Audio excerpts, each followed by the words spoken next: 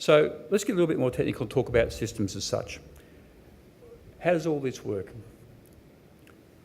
You effectively have something which is fairly imaginatively called an air handling unit. And so outside air is drawn into the air handling unit by the fan through a bank of filters. It's blown through a set of coils, which are not unlike the radiator in a car. The air is either heated or it's cooled, and the air is blown into the room. The air picks up the particulates and the contaminants, it picks up the heat, it goes out of the room, and it's largely recycled. By and large, air conditioning systems, the majority of air in air conditioning systems is recycled, but it's mixed with outside air, so that you always have a certain percentage of fresh air in the process. So recognise that that's a very much let's call it a room. So how does all this happen? How does the coil get hot or cold? From a heating perspective, you've got a coil which has got hot water running through it. That hot water is heated by a boiler. You've got a closed circuit piping system, and that boiler, of course, is powered by gas these days.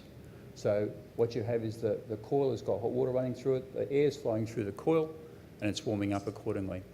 On the cooling side of things, you have a thing the industry calls a chiller. A chiller is effectively a large refrigeration machine which produces cold water at around 4 degrees Celsius, and that water is circulated up into the coils. It takes up the heat from the air that's flowing through it and goes back into the chiller as such, and that's how the air is either heated or cooled in this box, which is called an air handling unit. Now the fan's driving the air through, the fan's driven by an electric motor. The chiller's a little bit like a refrigerator in some ways.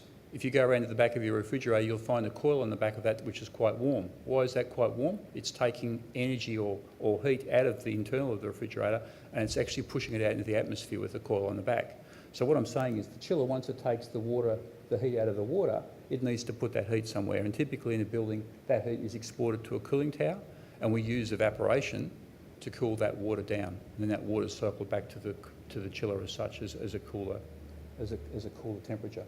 So that's why you've got cooling towers in the building. They're effectively exporting the heat or the energy to the atmosphere using the evaporation, if you like. No different to putting a wet, sweaty arm out of the window when you're driving along in your car. Your arm feels cool. That's what evaporation does. It takes the heat away as such. So in all of this, you've got motors driving fans, motors driving pumps, motors driving machines around chillers, you've got motors driving fans. That's where the energy is being consumed. Of course, you've also, in these things here, got air being mixed. So hot air and cold air is being mixed to get just the temperature you want. That's another aspect, of course, that's just one room. If you think about a high-rise office tower and think about a floor plan and think about the heat loads. So the heat loads internally will change as people come and go during the day, but also as the sun moves around the building.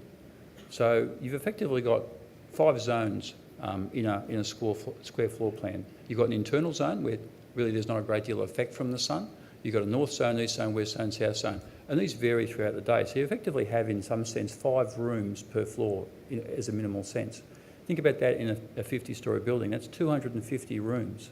That's a degree of complexity, I suppose, even before you start thinking about enclosed offices, or you start thinking about meeting rooms that need more outside air than, say, a one-person office because you've got 15 people in the room. So all of a sudden, whilst the basic principles aren't complex, once you start to multiply that out in terms of the spaces in a building and their differing requirements throughout the day, the thing becomes quite complex in terms of scale.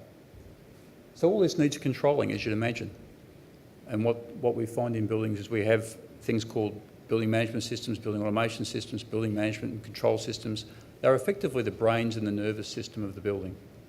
And so you've got a myriad of sensors, a myriad of feedback loops, a lot of wiring, and obviously a computer head end which is controlling all these things as to when things work, how they work, and importantly how they work together.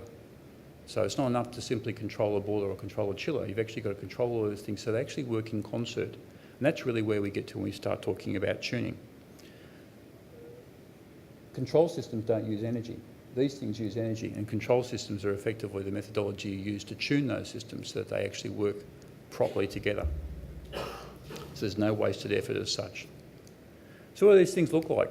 The imaginatively named air handling unit looks pretty much like you'd expect, just a great big insulated box with doors on it. Cooling towers I'm sure you've seen them on top of buildings and outside car parks and things like that, are pretty much, again, a box. You've got airflow, you've got water flowing down through the box, air flowing up through the box. And when the water meets the air on a surface, you've effectively got an evaporative effect which cools the water. Chillers we talked about, large refrigeration plant, refrigeration compressors, controls, heat exchangers and what have you. In some ways, pretty much the same device that sits in the bottom of your fridge on a larger scale. And boilers, again, burner, large heat exchange area, a vessel full of water effectively which is being exposed to the heat. These are the sorts of things you see in basements and plant rooms.